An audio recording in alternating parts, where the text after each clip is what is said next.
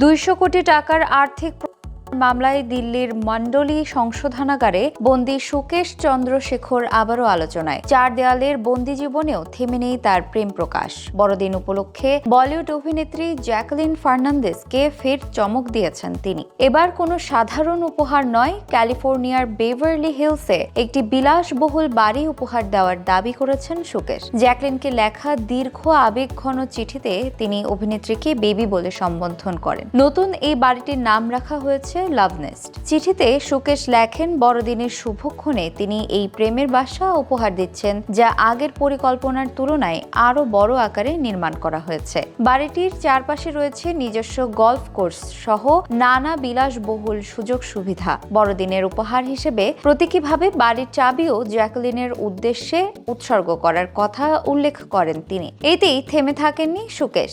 একই চিঠিতে তিনি আইপিএল এর জনপ্রিয় দল রয়্যাল চ্যালেঞ্জার্স বেঙ্গালুরু কেনার ইচ্ছার কথাও জানান, যা নাকি তিনি জ্যাকলিনের খুশির জন্যই করতে চান। এদিকে 200 কোটি টাকার আর্থিক অভিযোগ রয়েছে সুকেশের বিরুদ্ধে। তদন্তে একাধিকবার জ্যাকলিনের নাম উঠে এলেও অভিনেত্রী শুরু থেকেই সুকেশের সঙ্গে সম্পর্কের দাবি অস্বীকার করে নিজেকে নির্দোষ বলে আইনি লড়াই চালিয়ে যাচ্ছেন।